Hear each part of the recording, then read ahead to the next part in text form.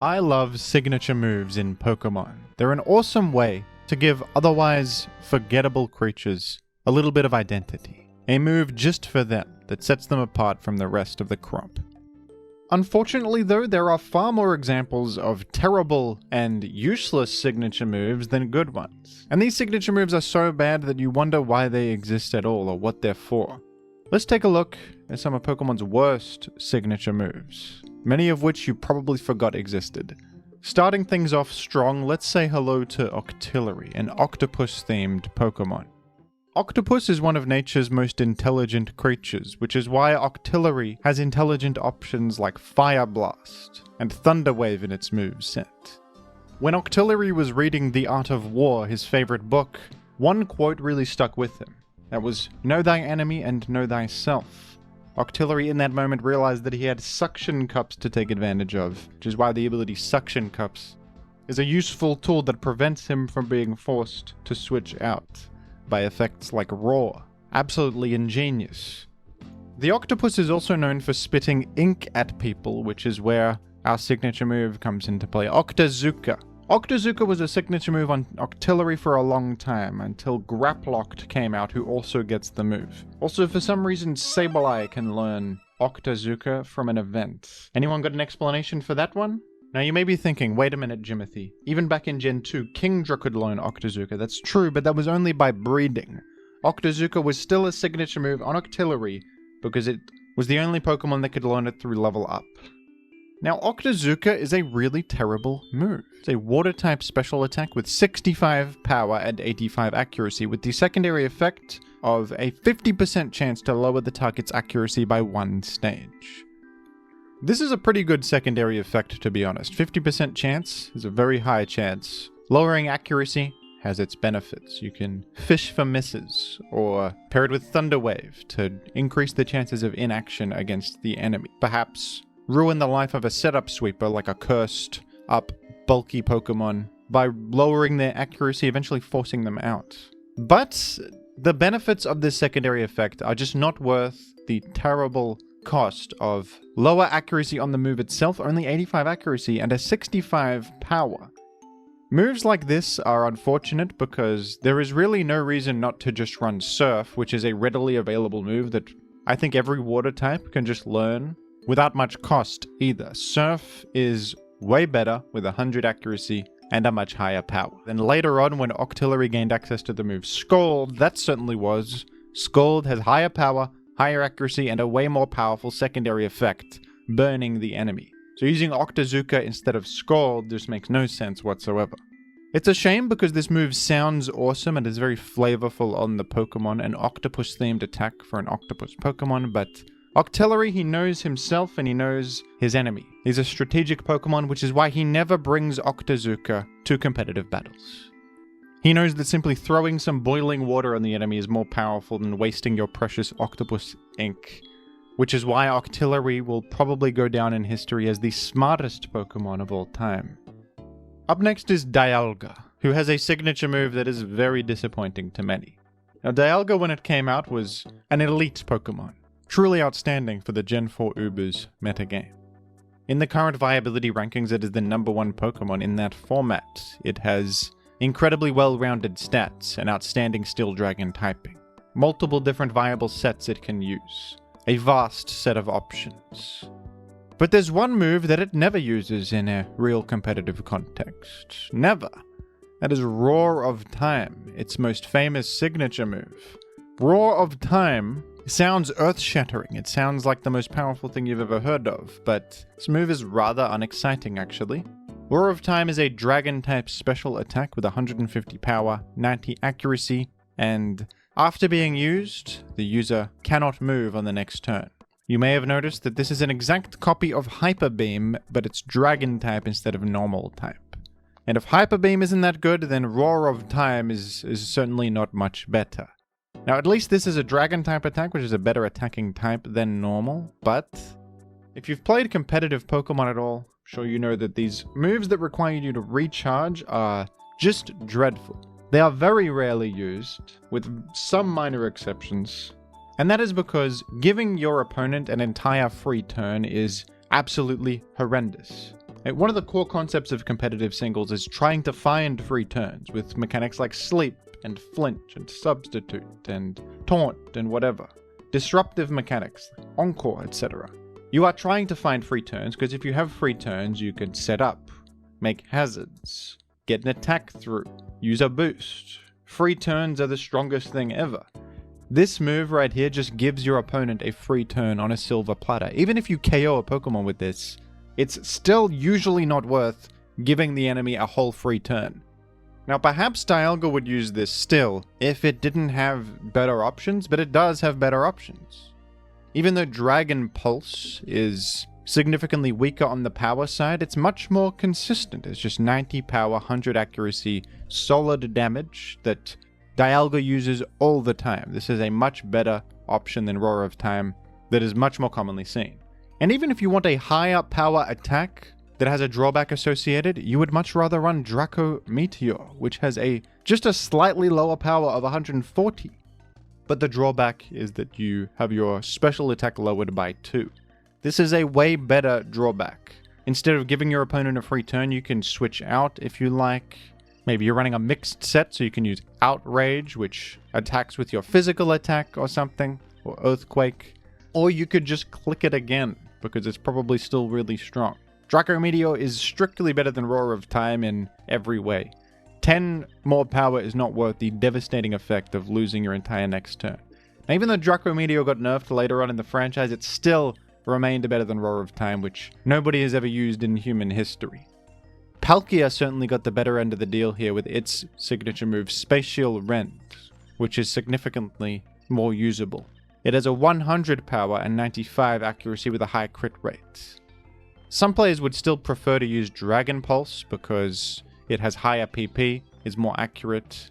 The security of not having that 5% miss chance is good for some people, but Spatial Rend is used commonly. The crit rate is good, you can power through boost sweepers.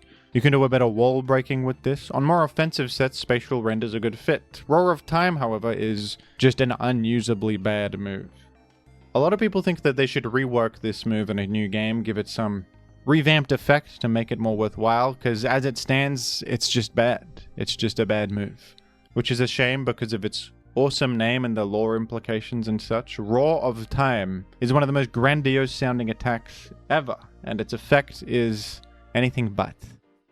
Up next we have Genesect, who is a cool Pokemon, a digital bug, which is always fun to use when it's viable in Ubers. It has a bug steel typing, always great. It's got the ability Download to grant the best attacking boost for the situations it's in. It has pivoting, it has great moveset options, but I think that they missed the mark quite a bit with Genesect's signature attack, Techno Blast. This was, I think, designed to be the selling point of the Pokemon, and no one ended up really using this. It was a forgotten signature attack. Techno Blast starts off as a normal type special attack with 85 power and 100 accuracy, and its type changes based on the drive item you are holding. For example, if you have the Chill Drive, one of the most powerful items, your Techno Blast will become Ice type instead of normal type. How novel. So you kind of have this universal coverage option. What other sorts of funny drives have we got? The Shock Drive. Now that's cool. But you'll notice that there's not a corresponding drive for every single type. There is only a fire, ice, water, and electric drives. And you know what's funny is that for most of these types, Genesect just has a better attack that doesn't require this damn item. So, for example, Flamethrower is strictly better than Techno Blast with a burn drive, is it not? It has a higher power and it doesn't require your item slot to use. You could run a good item like a Choice Scarf or something. So why in the world would you run Techno Blast with a burn drive when you can just run Flamethrower? And I'm sorry to tell you, but the Chill Drive is also outclassed by the simple fact that you learn Ice Beam. For goodness sake, Ice Beam is better than Techno Blast Ice. Now surely the Shock Drive has some value, Jimothy. Surely he gets Thunderbolt as well. Well, surely the Douse Drive, and surely the Douse Drive has some value. Well, actually, yes. The Douse Drive is the only one that provides any sort of useful coverage, because you don't get a great water type attack. The water coverage is not exactly, super sought after or anything, is it? Sometimes it's useful in certain meta situations, but for the most part your other coverage is perfectly acceptable. And if you really wanted water coverage, you could probably just go Hidden Power Water, which has 70 power and doesn't require your item slot. Using the item slot for just 15 more power on the move is simply not worth it. So even if you really desperately need water coverage, which I can't imagine why you would, there's just this option, which is frees up your item slot. So Technoblast, when it debuted, was just atrocious. Truly useless. I don't know what they were thinking. It's limited. You already have coverage, and the best you can do is bad water coverage. I mean, what the hell? Now in Gen 6, they did Genesect a bit of a favor and they buffed Technoblast from 85 power to 120 power. So at least, if you're going to the effort of using these damn drives, you have an attack with a higher power on it, with 120 instead of 85. But this is still just not good enough to be worth the item slot, especially since you still have good enough coverage anyway. The power increase is negligible compared to the terrible cost of spending your item slot on dubious coverage. This is a pretty disappointing gimmick in general, because you'll probably notice that it is extremely similar to Arceus and its Judgment, except Judgment can be any type in the game, and it also changes the type of Arceus, which is just inherently far better. Also, the Arceus plates increase the power of Judgment, or power of the type that Judgment is corresponding to from the plate. These drives are just, what if Judgment was boring and bad, and there's only 4 types you can be. And it doesn't even change your type, it only changes Technoblast's type. Genesect is very cool, it's a very cool Pokemon, but this Technoblast concept was a miss. And it's unfortunate as well, because the move name is extremely cool. Technoblast is a move that I would like to use. I would like to use Technoblast, but I cannot justify it. There's no benefit to it. Kyurem. Base form Kyurem has a move called Glaciate. Glaciate has 65 power, 95 accuracy, and a 100% chance to lower the enemy's speed by 1. And you might be looking at this and thinking, wait a minute, that sounds familiar. Isn't this exactly the same thing as Icy Wind? And you're damn right. Icy Wind is exactly the same, except it has 10 power, less, and slightly more PP. Now, Icy Wind is a move that some Pokemon do use. It can be useful on lead sets to lower the enemy's speed and ensure that you can set hazards before them, that kind of thing. Sometimes it can be used to enable traps, like Jirachi uses it in Gen 5 to Icy Wind, then U-turn to Magnezone, which can trap Excadrill. That's a fun interaction. But Kyurem is not using this, even if it has 10 more power, which is a negligible buff, but it's just not a good fit on this Pokemon. An aggressive special attacker wants to probably deal as much damage as possible. Lowering the enemy's speed here is just not very useful. And even if Kyurem were to use this on like a pressure stall set, which it sometimes uses, where maybe for some reason it would like to lower the enemy's speed to, I don't know, substitute faster than them, you actually would rather use Icy Wind because of the PP, I think. It has 24 PP, which means it can be used much more throughout a game, which is more useful on a stallier set. On that kind of set, Icy Wind is better. On a more aggressive set, Ice Beam is better, so Glaciate is just a weird move with little reason to exist.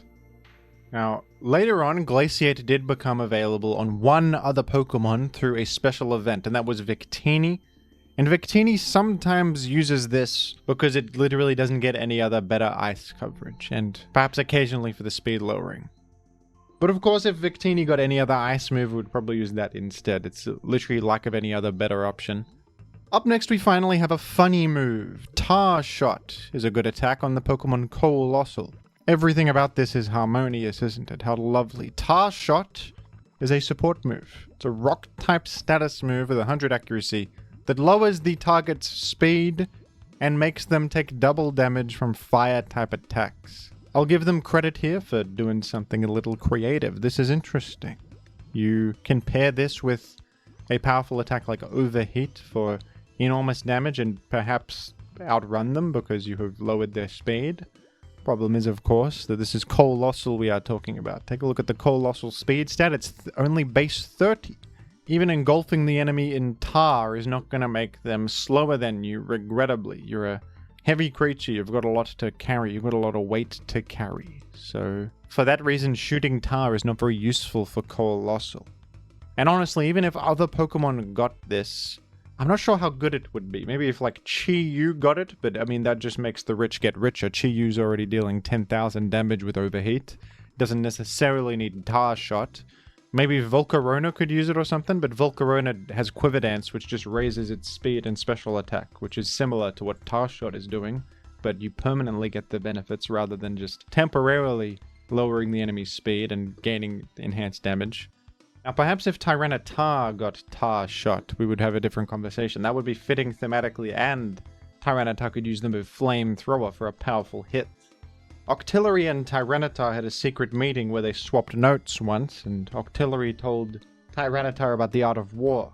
And ever since then, he's been knowing thyself a little bit more. He's been knowing thyself. Tar Shot is Tyranitar. That's him. Therefore, it's his best option if he could get it. Up next, Porygon 2 is one of my personal favorite Pokemon, and the Porygon line has some interesting signature moves. You may be familiar with the move Conversion, which changes the user's type to the same type as the first move in their moveset. This is generally a pretty underwhelming and useless signature move, despite how interesting it is, but there was an application for this in Gen 7, as Porygon Z could use Z Conversion to not only transform its type into a new type, gaining new stab options, new defensive traits, etc., but also gain stat boosts. Because Z Conversion would provide a stat boost to every single one of your stats. If you think about it, this was kind of ahead of its time. This was the original Terastallization boost sweeper. Porygon Z is changing usually to electric type to gain electric stab, and then boosting up all its stats at the same time. Pretty cool stuff. So Conversion had a use. But then there's the move Conversion 2, which is certainly extremely interesting, but doesn't have much of an application. Conversion 2 will change the user's type to something that is immune to or resists the target's last move. And this is random. So if the enemy uses an electric type move, for example, you will transform into a random type that is immune to or resists electric. So you can become either ground, grass, dragon, or an electric type when using Conversion 2 in that situation. This is a very fun idea, and it sounds good in theory, doesn't it? You just change types to resist the incoming type. That can only be good, surely. But it's a bit awkward to use because in order to use it, you have to take the incoming hit first, which is perhaps a powerful super effective hit, or just a powerful neutral hit. So you got to take a lot of damage in the first place, and then the type that you become is completely random. So you do not know if the enemy will just have coverage to hit the type that you transform into. And most offensive Pokemon will carry coverage to hit the resistances of their stab, so usually Conversion 2 is not really going to save you.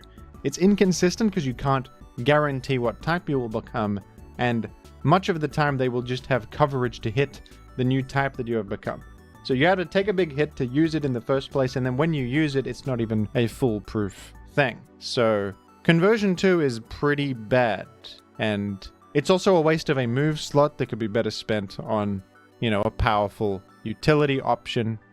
You could have just recovered your health instead of going to the effort of this Conversion 2. You could have paralyzed the enemy, poisoned them, attacked them. Anything is probably better than using this move to change your type into something random that isn't even necessarily going to be good. So props to them for the unique idea and a bit of a twist on the original Conversion, but overall a pretty bad signature move that is never used in a serious context. Exeggutor is a Pokemon that has quite a few interesting signature moves, actually. You may be familiar with Egg Bomb, which it got all the way back in Gen 1, a 100 power normal type attack with 75 accuracy on it, and no other effect. Pretty bad attack, we can be honest, but actually back in Gen 1, people used this sometimes just because it was powerful physical damage, which is useful to be able to hit Chansey for more than Psychic can deal. So Egg Bomb was not completely terrible.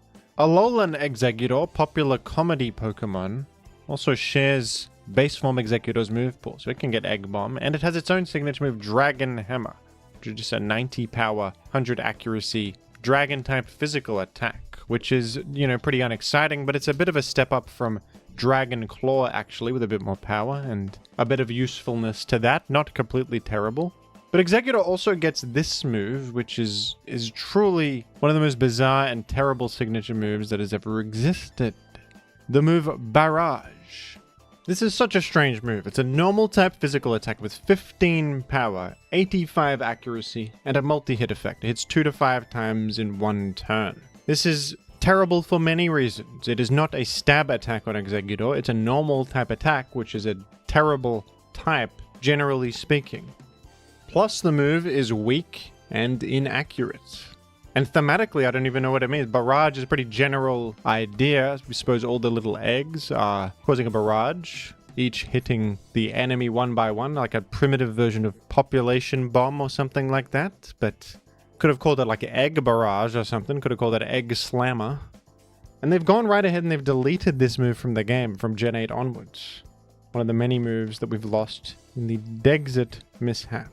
They are trying to erase this from history. They are trying to pretend that this never happened, but I will not forget. I will never forget that you made this. Up next we got Ariados. This guy keeps coming up into my videos. What's with you? What's with you, Ariados? You regular looking spider. Why do you keep coming up? I feel like I talk about you every week.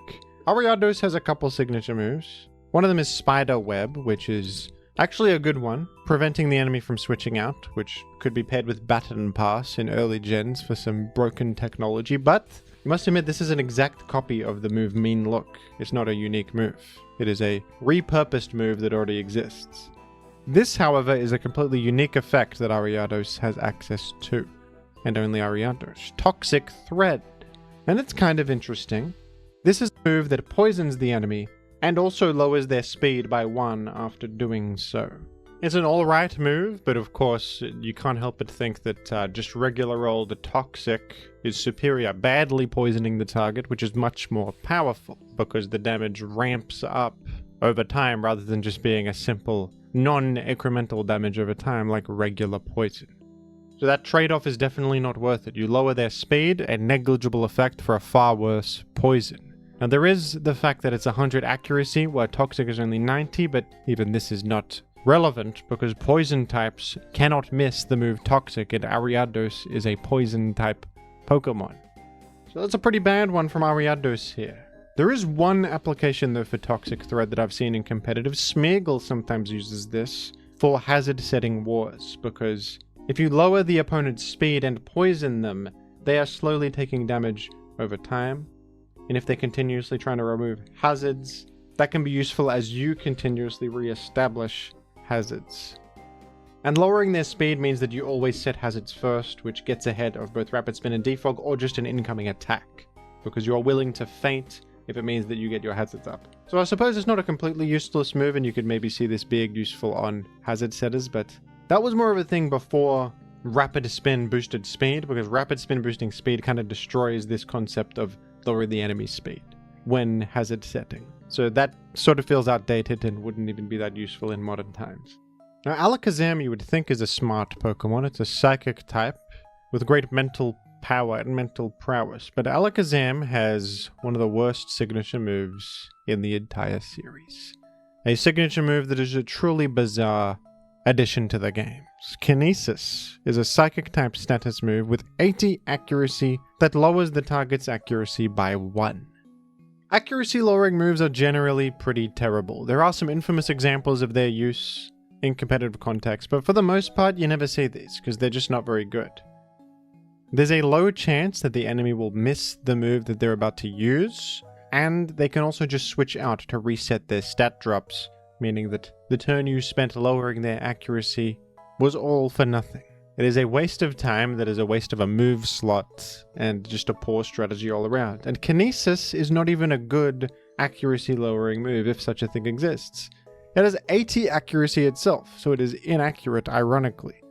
Now back in Gen 1, this was at least more accurate than the move Flash, which at the time was 70 accuracy, but in later games Flash was buffed to have 100 accuracy. So Alakazam's Kinesis in modern day is literally outclassed by a simple HM that is much more readily available, and it even has more PP than Kinesis, for goodness sake.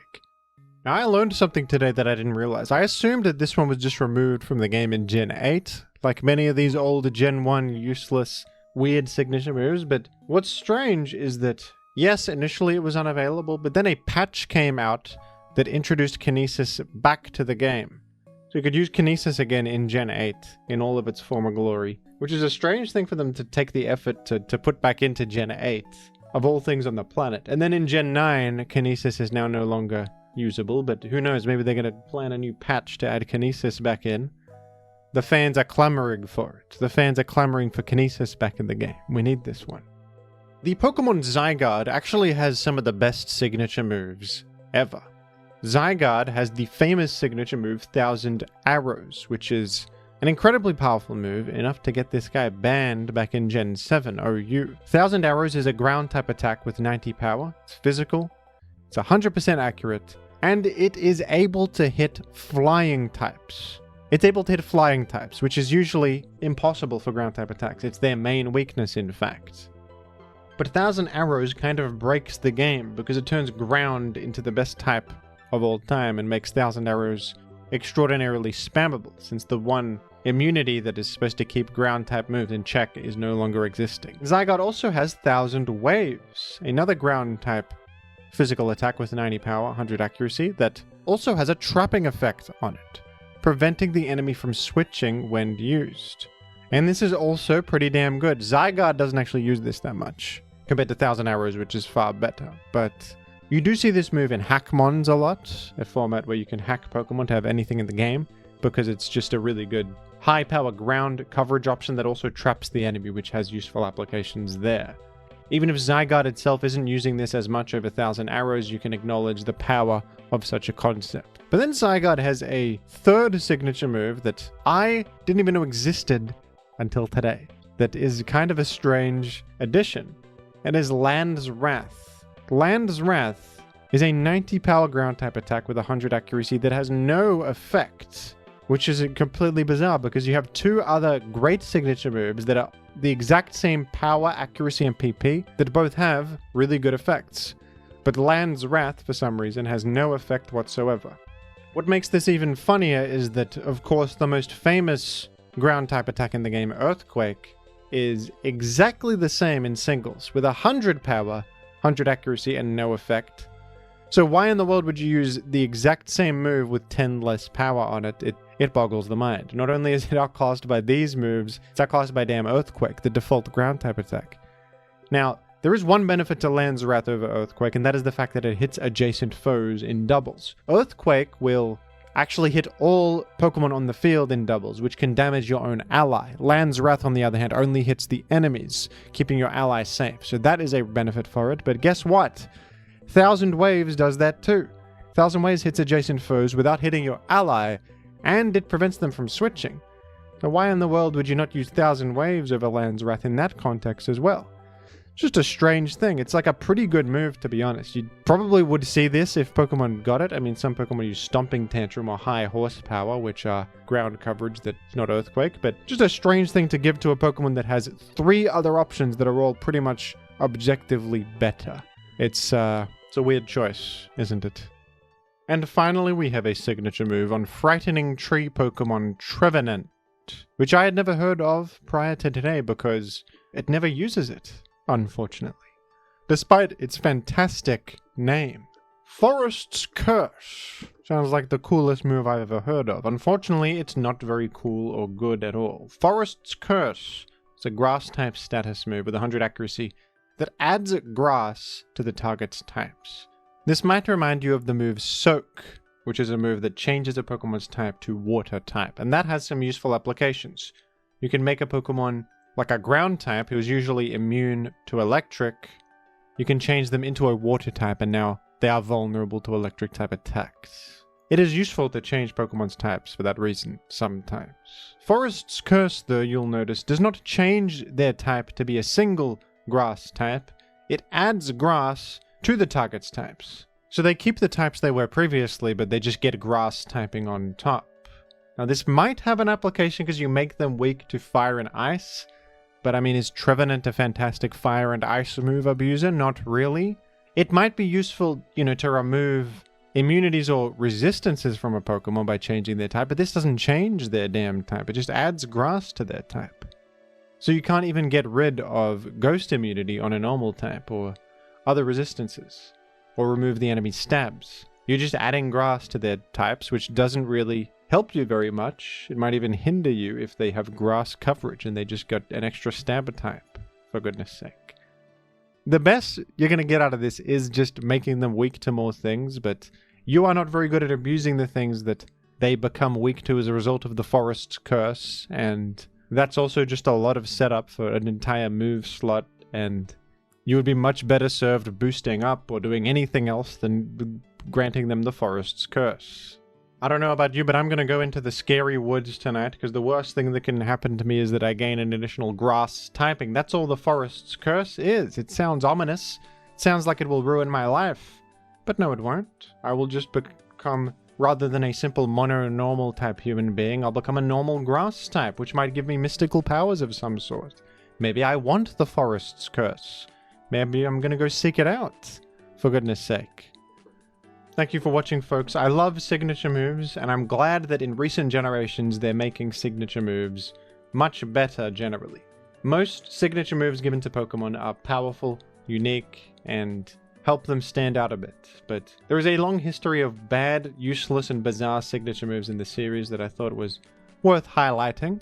And some of them are fun ideas that just didn't pan out. Some of them are just completely terrible ideas that would never have worked whatsoever. What do you think about this, folks? Which is your favorite of these bad signature moves? Mine is probably Conversion 2. Let me know yours down below in the comments, and thank you for watching.